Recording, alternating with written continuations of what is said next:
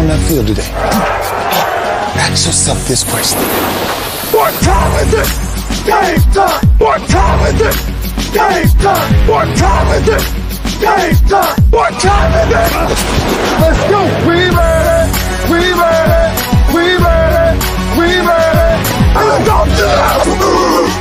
And let's go to the house! When I step on the field, I send one message. And this is what it feels like. This is what it feels like. Football is getting hit. That's it. It's gonna be football now! What time is it? Game time! What time is it? Game time! What time is it? Game time! What time is it? Let's hunt now! Let's hunt now! Let's go! Let's hunt! We made it! And let's go to the house! And let's go to the house! We're talking about the Jets like we're talking about the Saints. You know, all this, how like we the Miami Heat of football. Yeah. The bottom line is you got to buckle up your chin strap. It's embarrassing. Yeah. Don't disrespect the game like that. There's too much crying from them. He's a man. He can be hit just like us. He's a man. You already make the big money. He's a man. Don't cry when you step on the field, man. That's war out there. When I step on the field, I send one message. And this is what it feels like. Oh, my bad. Your bad don't work in my world. What time is it? Game time! What time is it?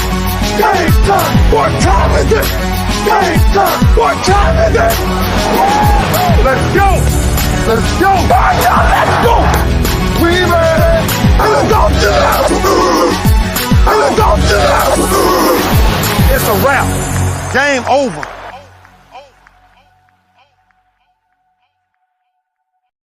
You already know nobody gets me hyped like Ray Ray. I got to update that because he said we're talking about the Jets like we're talking about the Saints.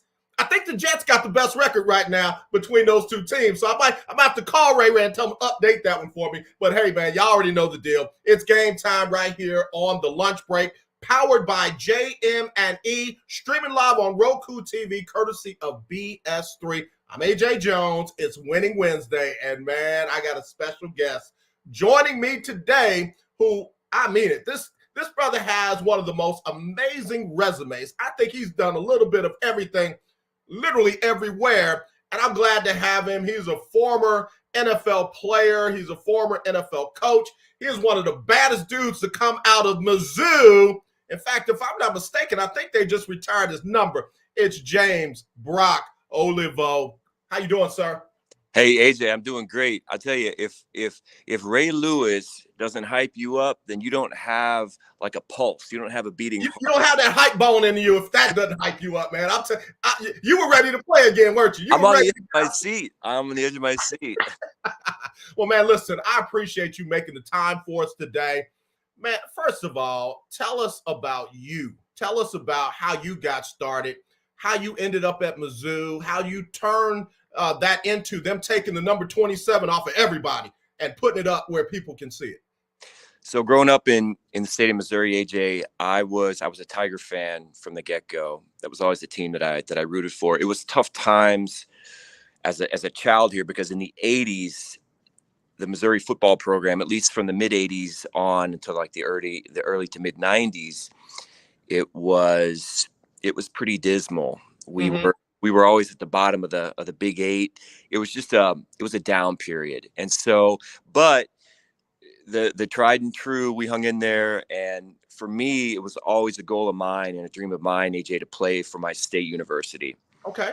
And so regardless of where we were in the polls or the standings and any of that thing. So it was a pride thing for me. And I was fortunate enough to receive a scholarship offer from Coach Larry Smith, who came in. He had just come from USC. USC, right? I remember. Yes, sir. From Southern Cal. He had success. He was kind of known, AJ, as sort of a rebuilder, a program rebuilder. He liked the challenge of taking a program that was going through a down period and revitalizing it, bringing it back to life. And right. he sure enough, he did that. And he did that by winning the recruiting battle in the home state of Missouri first. Okay. Yeah. And so that was a big push of his. And so we had to get in-state kids And so he recruited really, really hard in St. Louis and Kansas City and everywhere in between. And so we had this great sort of hodgepodge of cultural backgrounds and talent level and all this. And we all kind of gelled together and said, hey, before we get out of here, we're going to make sure this thing gets turned around. Okay. And sure enough, we pulled it off and went to a bowl for the first time in 13 or 14 years. And but it was a collective effort, AJ. And it was something that, we were able to leave an indelible mark on the program. And that's what we wanted to do as a class. And so I'm just really fortunate to say that. So I was fortunate to be a part of a really good group, a really good coaching staff, and proud to say that I'm a Missouri Tiger alumnus. Yeah, well, let me tell you, man, you weren't just that, though. You were a bad, bad man. Do me a favor. A lot of folks, kind of watch football. Some folks have played on the high school level. Some fortunate enough to play on the college level. Not many played on the pro level.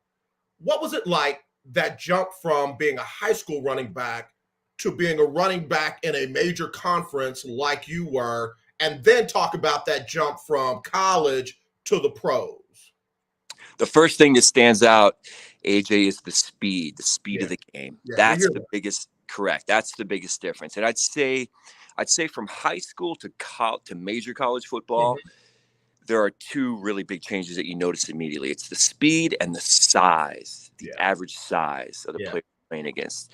So, and then the jump from college to pro is still a significant jump in speed.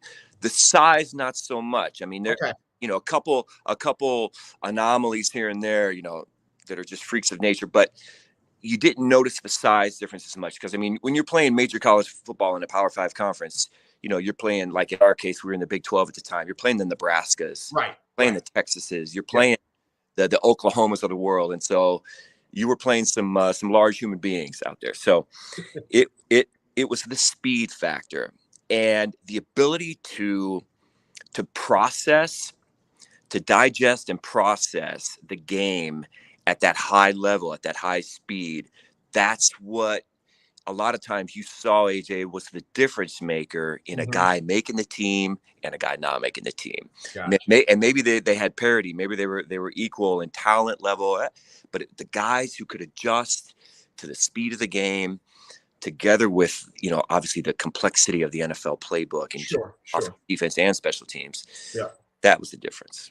What about the physicality? What was the physicality like, leaving again a Power 5, but jumping up to where you got grown 6'6" men running, 4.8s, 4.9s, and sometimes lower than that, and putting a hit on you? What was that physicality like? Exactly.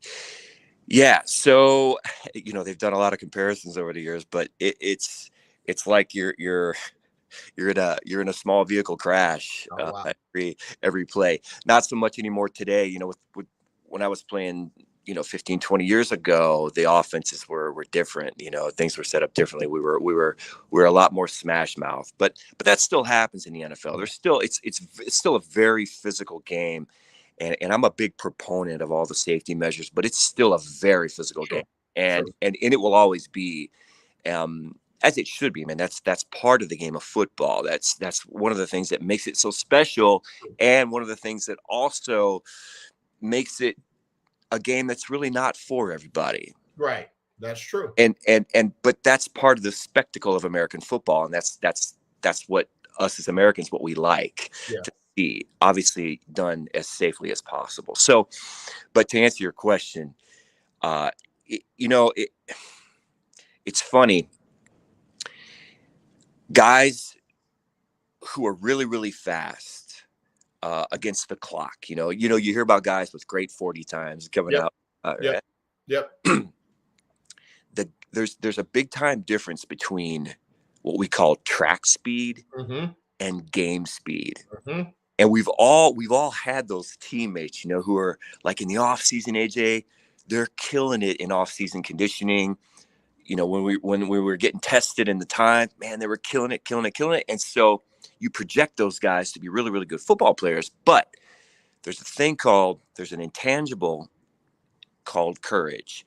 And when that whistle blows, the guys who play the fastest were the guys who generally had the most courage. Yeah. Because you could take a guy who runs a 4.4 in the off season on a track straight ahead when he knows that there's no threat of getting hit or having to hit somebody, right? But then you put him in pads and you put him in that situation, he slows down. Yep. Way down. Whereas the guy who's running the 4.7 or the 4.9, whatever it is, he doesn't slow down. He doesn't slow down one bit.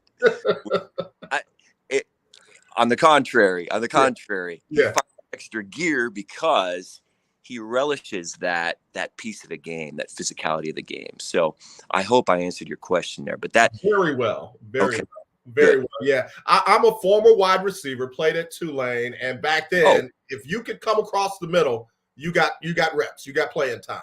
You couldn't come across the middle, they're not going to throw a go route on every pass. So Coach, you had to be able to come across the middle, possess that ball, and hang on to it after you got hit. And that separated the men from the boys. Amen. Amen to you, man. You've been there. You've done that. You know what it's like. Well, again, nothing like your level. Listen, we got to take a quick break. But when we come back, I want to talk about your next jump, because you took it off the field under the helmet to on the field and under the headset. So we want to talk about that. We got a great guest today. I don't have him for long. So y'all, if you got questions, go ahead and hit them on the stream. Hit me up, 832-403-5005. It's a brother like no other. It's James Brock Olivo right here on the lunch break, powered by JM&E, streaming live on Roku TV. We'll be right back right after this. This is a BS3 Network presentation. Politics. They'll write the law, but they'll enforce it differently. Is that going to apply both ways? Religion. God never said that we can't reason together. Matter of fact, he said, let us sit and reason together. Relationship. I believe that everybody wants and needs somebody. From a man's perspective. They say, girls, if I put some polish on that and get him to buy some different clothes, girl, he could be a winner chicken dinner. Join the thought engineer. There's nothing wrong with me developing my piece and you developing your piece, but understand the goal is to come together. And comedian John Yogi. Negro, I don't need you putting on no chapstick up there in the pulpit. You do that over there in your chair. Get ready for Man Talk Monday. Woo! Live every Monday at 7 p.m. Central.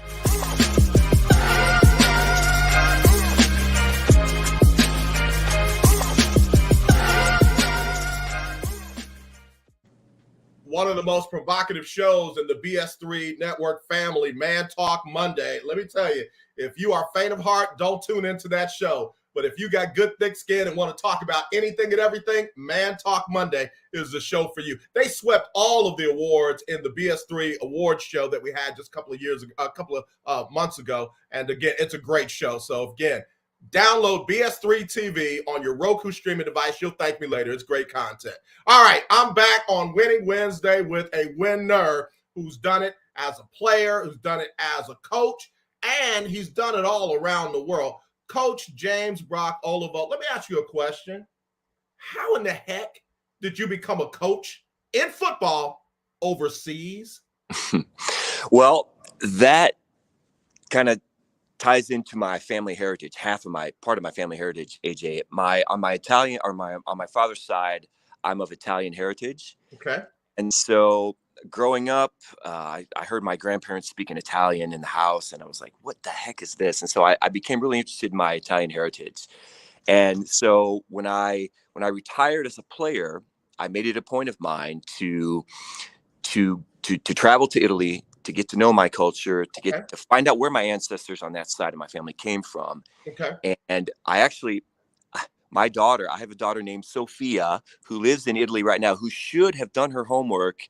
If she's listening to this, she should have already done her homework. So I'll get to that later. Gotcha. Sophia, I love you. Ti voglio bene, Sophie, if she's listening to me. So, but I took the opportunity to coach football as a way to facilitate my going to Italy to live and to learn the culture and the language and all that. In other words, I wanted to bridge the gap, AJ, between my my life here in the United States, and my great grandfather who departed Italy as an 18-year-old back in 1918 by himself. Wow. Third class steerage. I mean, poor as dirt poor as you could get. And he made the trip over the Atlantic Ocean to give us an opportunity to grow up in the United States. And so just forever indebted to him for doing that. Yeah. And because I wouldn't be here if that wouldn't happen. And I think it's important for us to always remember where we came from. Yep. And understand who we are and how we got here. And so that's how I ended up over in Italy coaching the first time. What was it like? I mean, first of all, let me just say this. Let me not skim over that, because as you said it, here my arm stood up. Not only did you get blessed by the fact that your grandfather came over, but you took it back over. You literally allowed, and I don't know if you got a chance to see him, but it's not even that. You took the success of the sacrifice of your grandfather and took it back and put it on display. I'm back. I want to learn. I want to connect. I want to reconnect. That's deep, man. That's really deep. I love that. Yes, sir. Yeah, exactly, AJ. I wanted to, I joke with the Italians over there. I said, hey, you guys all want to get over to the States because of the American dream, the beacon on the hill and whatnot. And I get that. I get that 100%. For me, it was important to understand where that started, though. Yeah. That started with the immigrants. It started with the old country. It started on that side of the Atlantic. And so I didn't want to let that die. I hear you. And so that was my inspiration. Let me tell you what you just did for me. So my grandmother on my dad's side was from South Korea, and she was ostracized because she was connected with a black man. And she came and relocated to Gatlinburg, Tennessee. And she just lived her life very quietly there. And I got a chance to meet her while she was living. Great. I said to her then, I said, I want to go and learn about your culture because it's a part of my culture. And my sister and I have never done that. But guess what? Before I take that last one, I want to make sure that I go to South Korea. Yes. And at least understand more about someone who I loved. I mean, I adored my great grandmother. And man, I tell you what, just hearing you now just lit that match, man. You relit that fire for me. AJ, I would encourage you to do that, my man, at all costs. It will be an eye opener for you. It'll really change a lot of perspective, and it'll give you a lot of perspective too. And you can pass that on, if you have children or what, pass that on to kids. I mean, that's something I think to really harness and cultivate is that piece of your history, and your heritage. That's really, really special. So I applaud that, man. That's great. I appreciate it. One of the other things that you're doing, a lot of people watch sports, man, and they just see you guys as players and coaches. Coaches, you don't know nothing unless you're winning. You're the dumbest people on earth unless you're winning. Players, Amen. You're the greatest guy in the world when you're helping their fantasy teams, and then you're trash when you cost them points and money. But Absolutely. You are really doing a magnificent job in just letting folks know that you guys are real people with things that matter outside of what happens on the football field. Absolutely. Yeah. Amen to that. I think there's something to be said about being a dynamic person, being a good example for your players. I mean, when I meet with my players, we don't just talk about X's and O's. We talk about what's going on in their daily lives. I want to know what their family heritage is, where they're from, their history. It's really, really interesting to me. And I also, so like sometimes they'll hear me speaking Italian to my daughter, and they'll be like, wow, coach, how do you do that? Like, fellas, you guys are more than capable of doing. There's a lot more. There's a lot more to life than just what's been sort of fed to you guys, up to this point. And so I always encourage my guys, AJ, I say, hey, when you get the opportunity, travel outside of the United States, get to know the rest of the world, because not only will you gain perspective on everything else, but you'll also maybe acquire a newfound respect for the United States. Or you may say, hey, I love this about our country, or I don't like this about our country, and so it's enlightening, and really encourage young people to do that. Yeah, no, I received that 100%. To leave the country and realize that about 25% of the world lives like we do here in the United States. Everything else is something totally different. Right, So exactly. that was eye-opening for me. Am I losing you, Coach? I know you had limited time. Do you have to? No, Coach. I got about 10 more minutes. I'm good. Tell me about football in Italy. We got to get that in. What's that like? Well, I'll give you a great anecdote, Coach, about my first experience over there. So my first game as a head coach there. Can you still hear me, AJ? Yeah, loud and clear. You sounding good, looking good. Good. So my first game as a head coach in Italy, it was halftime, and I was in the locker room, and I was also the offensive coordinator at the time. And so I'm like, wait a minute. I said, where is my starting center? Where's the center? And Coach, he's outside. Like, what is he doing outside? And there are a bunch of people outside by the fence, and his family's there, and his girlfriend brings him an espresso to drink. And he's drinking espresso, and he's there were a couple of his buddies were there. They were passing Marlboro Reds around, smoking, and they're like, "Oh, that's no big deal." Oh yeah, well half the defense is on the other side of the fence doing the same thing, and I was like in sham. I was like, I'm ready to do halftime adjustments, and you guys are banging espressos and dragging Marlboro Reds. What is that? And they're like, Coach, welcome to Italy. And I was like, okay, got it. Got it. Fair enough. Wow. So, but it was, AJ, it was a lesson in teaching for me. Okay. So here in the States, the game of football obviously is revered, and we have every resource imaginable to get the job done. Right. Whereas there it's not a professional sport; it's an amateur sport, and so you have very limited resources, including money. And so people play for passion. John Grisham, the great, the very well-known author here, John Grisham. He stepped outside of his genre and wrote a book called Playing for Pizza. And it was a book about American football in Italy and how those guys literally, they pay to play the game of football. And the only thing they get in return really is like a slice of pizza as a metaphor to say, like, they play for nothing. Yeah. And so, and the average age of the player that I was coaching over there, AJ, was, anywhere between 26 to 30. I mean,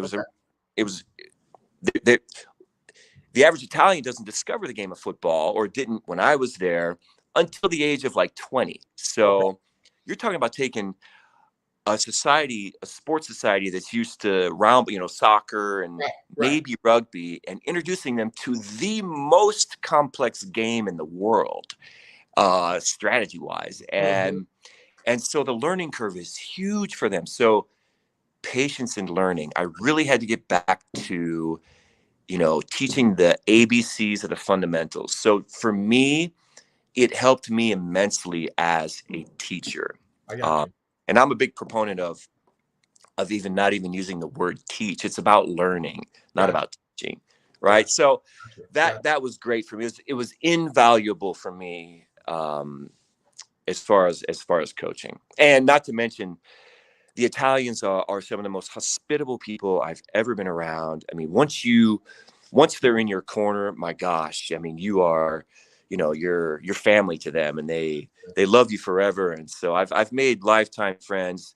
Not to mention my daughter and her mommy and her mommy's family are some of the greatest people, that I've ever known. And I love all of them. And I'm really, really fortunate to be a part of that. So. Man, I feel it. I feel it coming out of you. We got James Brock Olivo here with us on the lunch break winning Wednesday. You've now translated that most recently into the USFL. Real dear friend of mine was a defense coordinator. Chris Dishman was a defense coordinator at the USFL. Sure. What was it like being a part of this most recent reboot there in the USFL? AJ, it was awesome. It was so awesome to see. I thought that Fox did just a sterling job of putting together a solid business plan that had forward thinking, from the get-go, not just a flash in the pan, like a lot of the other sort of alternative football leagues have been in the past. These guys have a very solid long-term business plan in place. They mitigated costs and on down the line, but the product on the field, AJ, I thought was awesome. And I think it sort of, I think it went beyond everybody's expectations. Same here. I mean, for me, it did. Definitely did. And coming from your perspective, a guy who's played football at a high level, that means a lot to me to hear that. And I've gotten that feedback from a lot of people, and I think the league has too. And so they've already put the stamp on year 2. I mean, that's coming. It may there may be some little tweaks here and there, but and I think it's only going to continue to grow, AJ, and get better. Even the quality of the game too, because we're gonna attract quality players, because there are over 40 players signed to NFL contracts going into training camp. Right. So we had the XFL here the last time, and when PJ Walker got the opportunity to go and play for Carolina, there was another, I believe, defensive back that got and then to see that out of the USFL, it was like, wow, this really might be that league that is able to sustain itself. A lot of folks talked about the quarterback play. What do you think the quarterback play was compared to the NFL? And I'm not talking about franchise quarterbacks. Right. Yeah, no, that was definitely the position, that and the special teams play, namely the kicker position, the field goal kicker position, AJ. Those were the two positions that I thought needed to be upgraded the most in order to really elevate the level of play to a level where the average to above average American football fan could say, okay, this is a product that I want to subscribe to. And this is something that I would actually, make a day trip to go see, spend my right. And because it's the quarterback drives, it drives the system, it drives the game. And so it's a position that I'm positive has been, will be, and will continue to be addressed moving forward with the USFL. They have to bolster the quality of that position, because that's everything. So, and not to mention the kicker position too, because I mean, those are points on the board, and a lot of those were left on the field, unfortunately. So I have no doubt, I'm 100% sure that they'll get that squared away moving into the second season. Absolutely. Yeah. Listen, I know you got to get ready to go, but I got to put you on the spot a little bit before you go. You played the running back position. Who's your favorite running back in the game right now? Yours. Present day? Yes. Gosh, man, that's really, really tough. Yeah. I love Kamara. I love him. God, I'm a big Saints fan. My grandparents and on my mom's side from Darrow, Louisiana. My first game, they had bags on their head, but I was at a Saints game, so I love Alvin Kamara. He's so dynamic. Yeah. He does it all. He really does. Saquon. Like if it's AJ, if it's short yardage goal line situation, my man, I probably hand the ball to Saquon. I probably want him with the ball in his hand. But you want to talk about just an overall dynamic player who can change the game for you.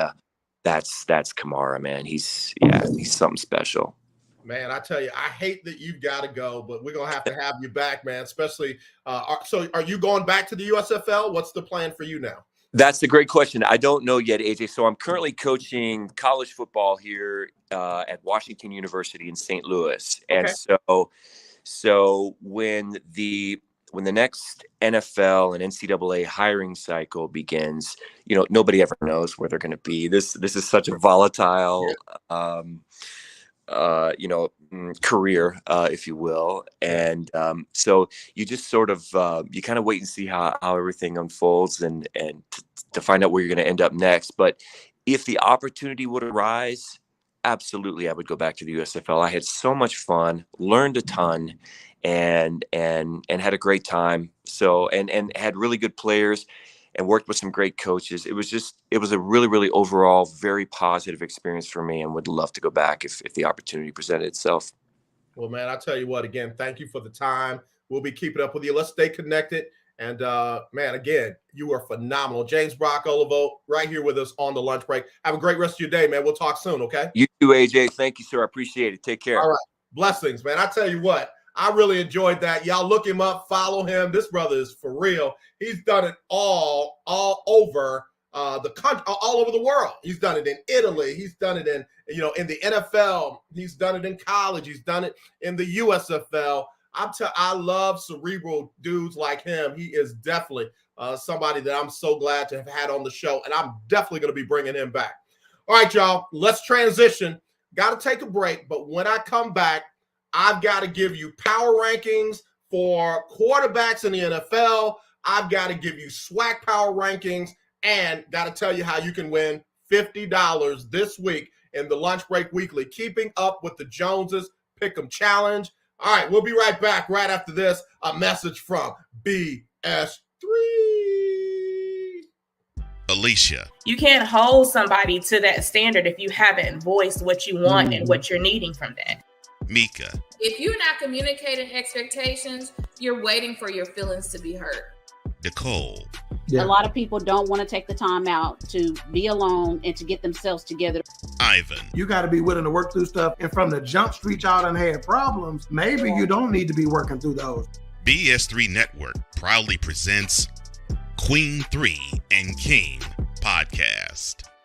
Live every Tuesday at 7 p.m. Central.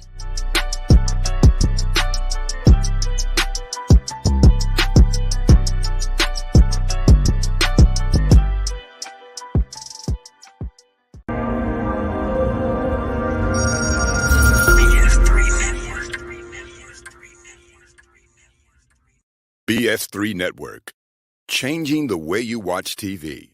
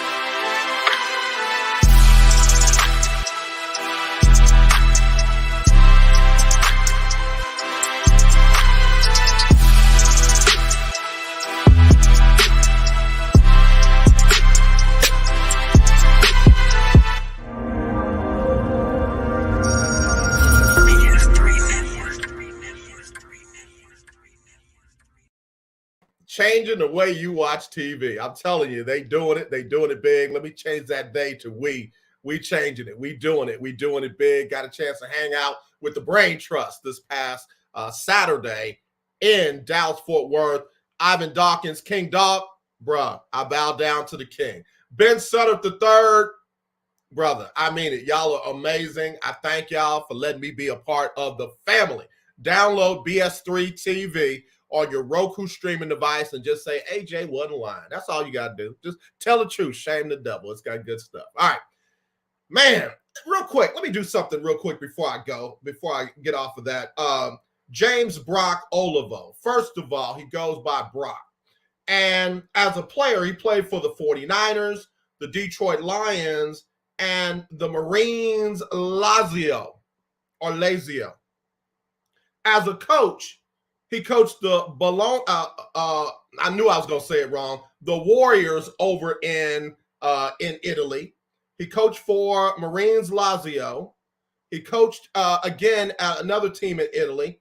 He was with the Omaha Nighthawks, the Coastal Carolina team, the Kansas City Chiefs, the Denver Broncos, the Chicago Bears, back to Italy, the Philadelphia Stars in the USFL, and Washington University in St. Louis right now. And the brother's been NCAA Special Teams Player of the Year, second all-team Big 12, had his number retired at Mizzou. The number 27 is up in the rafters.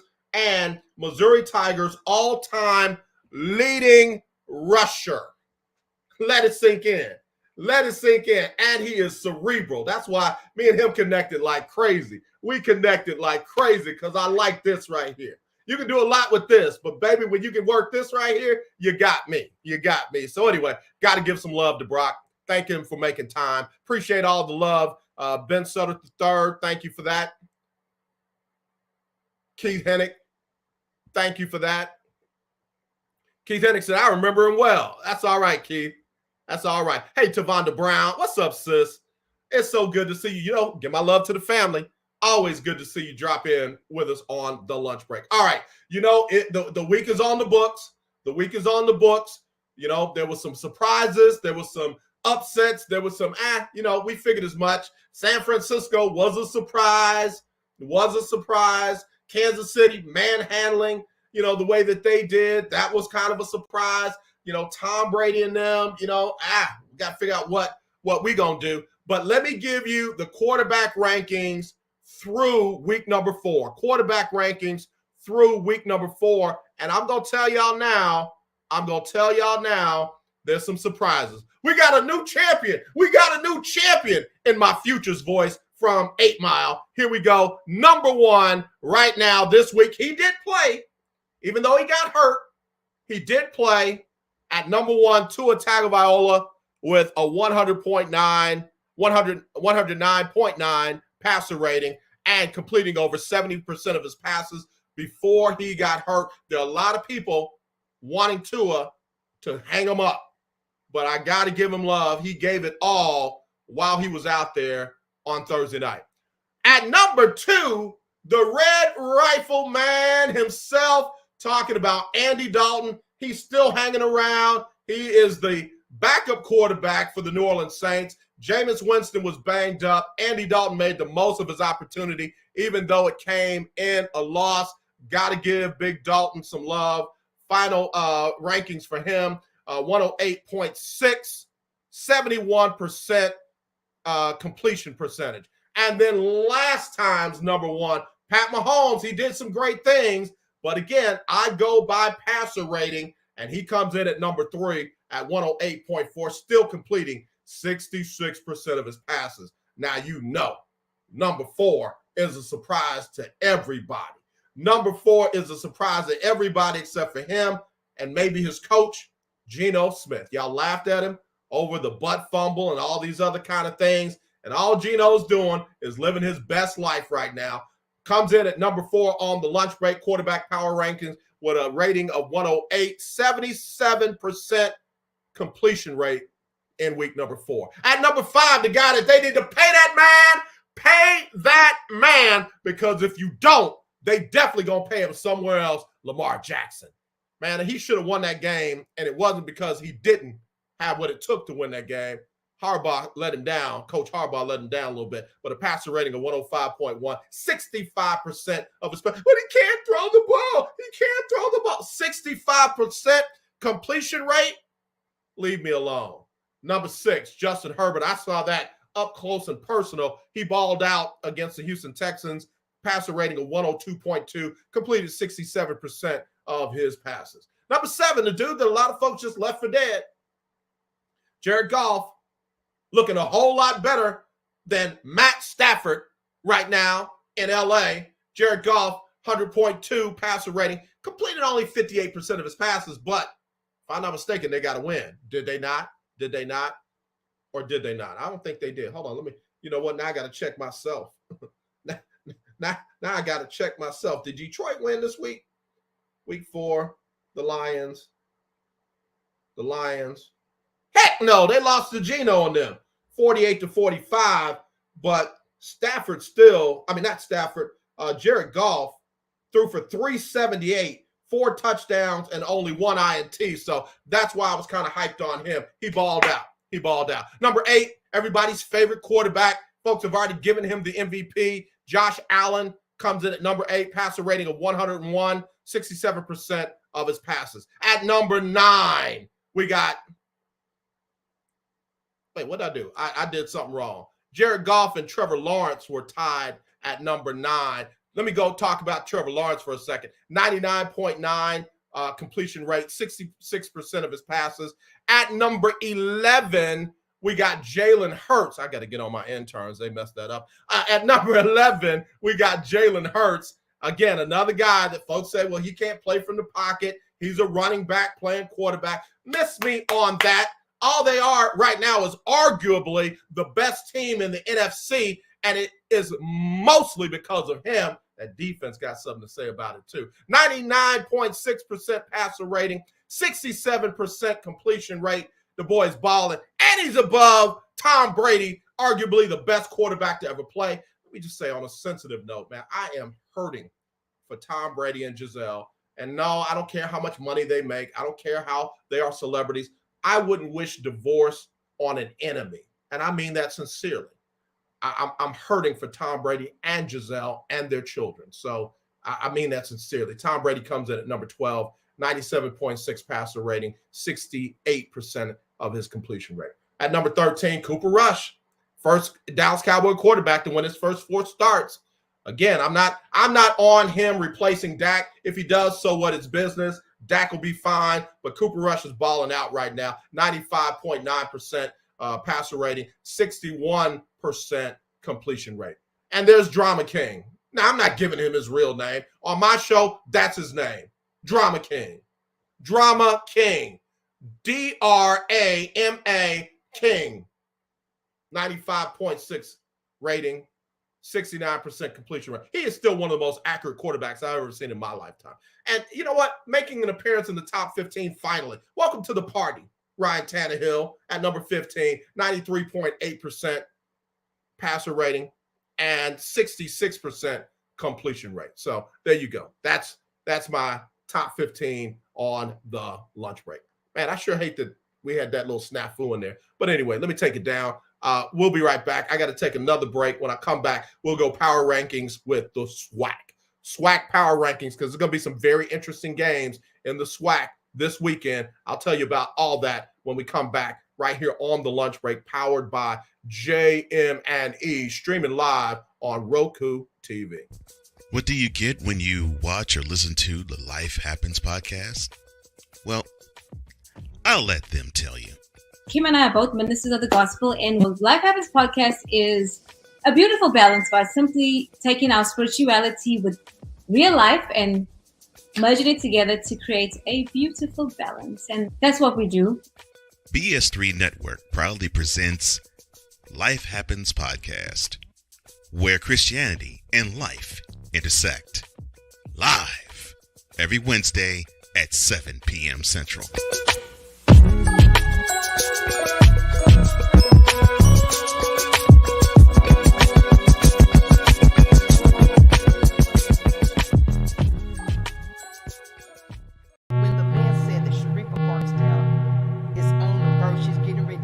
World record, and I lost concentration and I fall off that hurdle. I was devastated.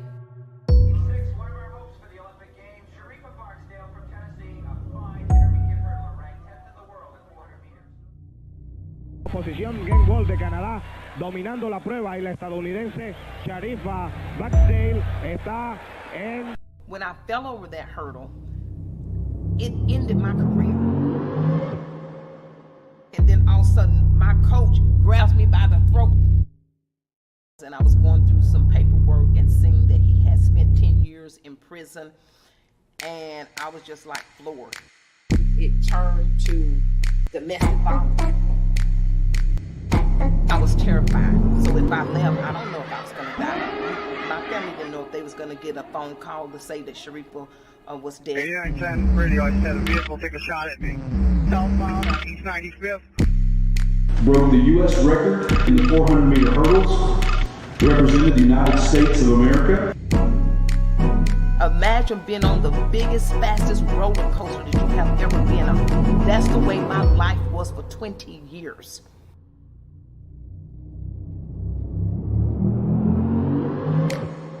I never had no trouble out of her being what she wanted to be. Because if this is what she wanted to be a runner, well, God bless her, and he did.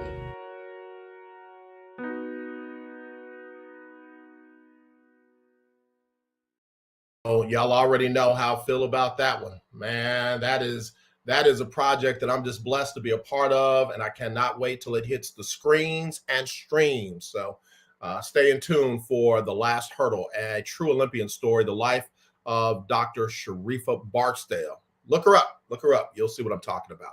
All right, Winning Wednesday. They've been doing some winning in the SWAC. Jackson State kind of running away with it. Kind of. Let's look at it. Let's look at this week's power rankings for Jackson State. I'm sorry, for the SWAC. Here we go. At number one is none other than JSU themselves. JSU themselves at number one. They are still undefeated on this young season, and they have definitely got it going. So let's just give them the respect that they deserve. Trying to pull this up. Jackson State is 4-0 on the overall season, 2-0 in the SWAC. Right behind them, Prairie View, the school that everybody thought was going to fall off because Coach Dooley went over to Southern, but Coach Bubba McDowell has got them still rolling. They're 3-2 overall, but 3-0 in the SWAC. They're at number 2. At number 3, the team that I thought had a chance to give Jackson State a run for the money, they just couldn't get it done, is FAMU. They're 3-2 on the season, 2-1 in the SWAC. And again, they'll probably end up behind Jackson State because Jackson State has a head-to-head win over them. Jackson State would literally have to lose 2 games, and FAMU would have to win them out in the conference in order for FAMU to leap over Jackson State. I don't think it's going to happen. At number 4, we got Alcorn. They are steady Eddie, man. They just find a way to just keep winning. They're 2-2 on the regular season. They're 1-0 in the conference. Alabama State started off strong with that win over Howard in the MEAC SWAC championship, or MEAC SWAC challenge, excuse me. But they got to get it going. They're 3-2 overall. They're 1-1 in conference play.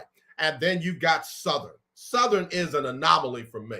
They go out and blow out somebody 84-0, and then they come back and lose to Texas Southern. So Southern is at number 6, 2-2 overall, 1-1 in conference play. At number 7, we've got Alabama A&M. They don't have Akil Glass anymore, but they seem to still be putting up points. 1-4 all overall on the season, but 1-1 in the conference. At number 8, Bethune-Cookman. They starting to come on. That defense is starting to play. They're 1-3 overall, 1-1 in conference play. They've only given up 54 points in the conference. Now, down there at 10, 11, and 12, I know I got to do number 9, but down there at 10, 11, 12, before you come for me, either of those teams could be reversed.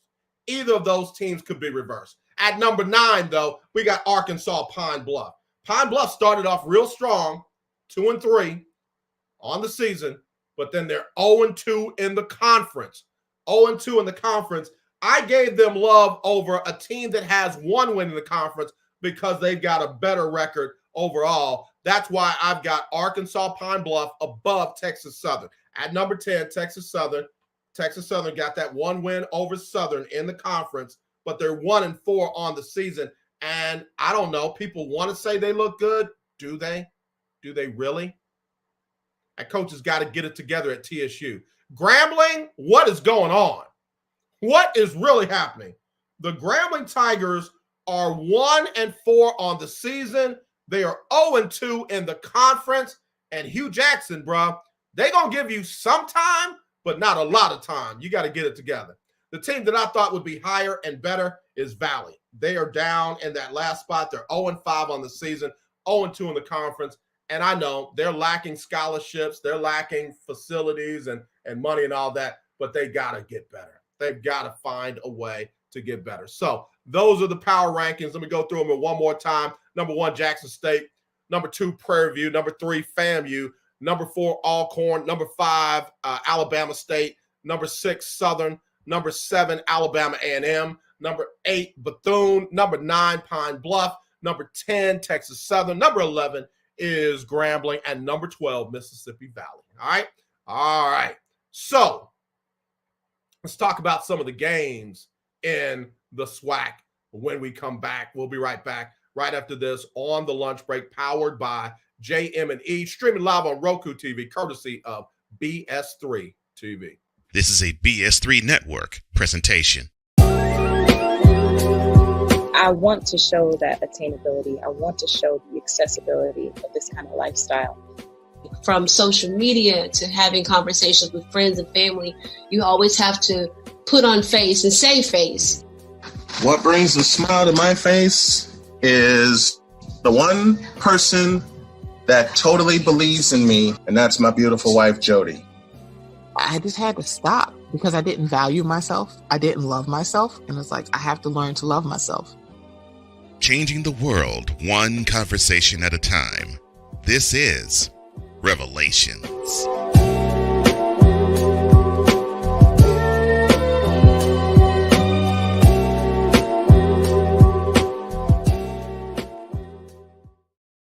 So much good stuff right there on BS3 TV. So much good stuff right there on BS3 TV. Download BS3 TV on your Roku streaming device or go online to bs3network.com. That's bs3network.com. All right, we're back, about to wrap it up, heading down the home stretch. Really appreciate y'all tuning in.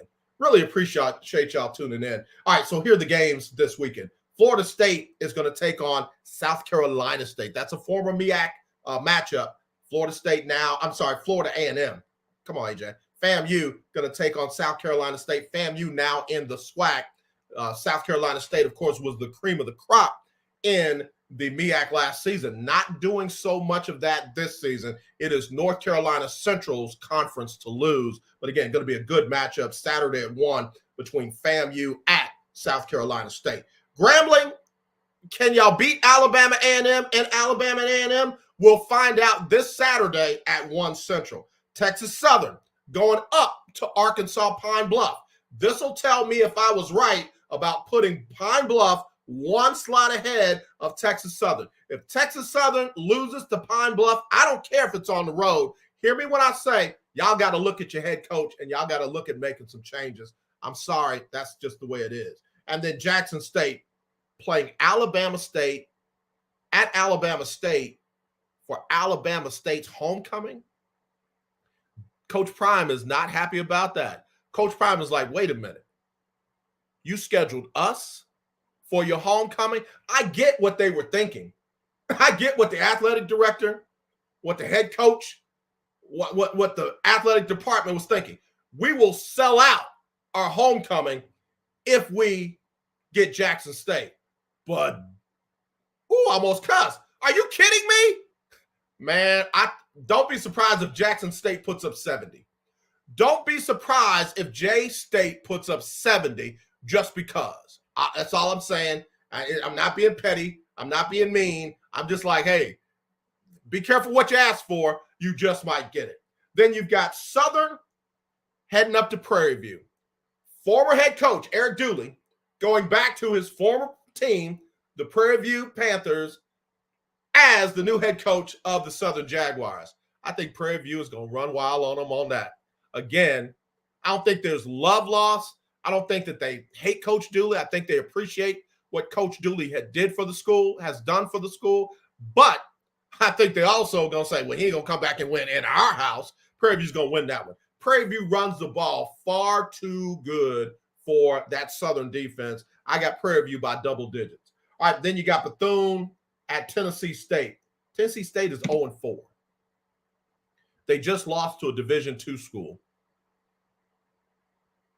Lane College, Dragons. In overtime, but still they lost. Man, it won't be good for Eddie George if they lose this one. They're going to give him time, but like I said about Coach Jackson, not a lot of time. I got Bethune in that one. And then you've got Alcorn down at Valley. I'm sorry, Valley, you're about to be 0-6. Alcorn's about to be 3-2. That's what I got. All right. Before I go, let me give you the MEAC games. Real quick because I got to show love to them. You got Norfolk at Morgan. I got Morgan on that. What has happened to Norfolk State? And then, of course, FAMU taking on South Carolina State. I've got FAMU in that one. Let's see. Prairie View will put up 40 on them. You're probably right. Not probably. You're probably right. Probably. All right, let's get ready to wrap this thing up. Hey, don't forget, you got to get your picks into me by tomorrow, 6 o'clock Central, to be in this week's Lunch Break Weekly, Keeping Up with the Joneses Pick'em Challenge. Give me the Thursday night game, all of the Sunday games, and then for the Monday night game, give me who you think's going to win and the exact final score for both teams. Put that in a list. Text it to me, 832-403-5005. 832-403-5005. Yes, my interns do have access to my phone, so you may get a text back, and I told them to identify themselves, either Ebony or Destiny, and they will send you, got them, and then I'll tell you who they are. If you want to email them, again, all of the Thursday night game, every one of the Sunday games, who you think's going to win, and then for the Monday night game, give me the exact final score for both teams, and email that to AJ@JonesMediaandENT.com. AJ@JonesMediaandENT.com. Got to have them by tomorrow, 6 p.m., and you're in. You'll get a message back that says, got them. Okay? And then you'll have a chance to win $50 courtesy of our sponsors, and you want to be in the top 6. You want to be in the top 6 at the end of the season. That way, you can compete for $500 cash. As always, let's not be divided. Let's be united. I truly do love you, and there's nothing you can do about it except meet me tomorrow for Throwback Thursday. Brock Olivo, James Brock Olivo. Coach, great interview. Thank you for dropping in on us here on the lunch break. All right, y'all. We'll talk to you tomorrow. Y'all have a great rest of your day. Sybil Wilkes with what you need to know. Today, we're getting over that hump. It's Wednesday, October 5th, 2022. Number 1, new allegations were revealed this week in connection with the Georgia Republican candidate for the U.S. Senate, Herschel Walker. The Daily Beast reported the anti-abortion candidate asked a woman he was dating to have an abortion when she became pregnant. The woman, who asked not to be identified for privacy concerns, underwent the procedure in September 2009 and was reimbursed days later by Walker. Number 2, protesters have recently gathered in cities around the world to show solidarity with women in Iran. The gatherings are an echo of the protests that have erupted in Iran since the death of 22-year-old Mahsa Amini, who had been detained by the country's so-called morality police. Whether in Istanbul or Los Angeles, protests are marked by the striking words and images that have typified the protests rocking Iran. Chants of women, life, freedom, and in some cases, women taking scissors to their own hair. Number 3, a retired judge opened a public inquiry on Tuesday into how Britain handled the coronavirus pandemic, saying bereaved families and those who suffered would be at the heart of the proceedings. Former Court of Appeal Judge Heather Hallett said the inquiry would investigate the UK's preparedness for a pandemic, how the government responded, and whether the level of loss was inevitable. Former Prime Minister Boris Johnson agreed to hold an inquiry on his government's handling of the pandemic after pressure from bereaved families. Number 4, 3 major medical associations asked the Justice Department to investigate threats being made against children's hospitals and physicians providing gender-affirming care to transgender youth. The American Academy of Pediatrics, the American Medical Association, and the Children's Hospital Association urged the department to investigate those coordinating, provoking, and carrying out bomb threats and threats of personal violence against children's hospitals. Several hospitals recently received social media threats after far-right influencers condemned gender-affirming programs offered by the hospitals and spread misinformation about their practices. Number 5. Yaron Kathuri has been missing from Douglasville, Georgia since September 28th. The endangered 17-year-old was last seen around 8 a.m. last Wednesday. He was last seen wearing a white NASA hoodie and light blue jeans. Yaron's father said his son recently battled depression and suicidal ideation. Anyone with information on Yaron's disappearance, please go to the Black and Missing Foundation website. Here's your daily inspiration from Yogi's Jewels. Facing difficult situations instead of avoiding them, that's being mature. Inhale fortitude. Exhale chaos. Ooh. Join me today live on YouTube and Facebook at 7 p.m. Eastern, 6 p.m. Central with Stephen Hill, the man of the world, comedian extraordinaire Myra J., and activist Quinn Townsend Riley as we discuss today's top headlines and more. Thank you to our What You Need to Know partners, Black Voters Matter and HBCU Go TV. To subscribe to my free daily newsletter, please visit SibylWilkes.com. Be informed, be empowered.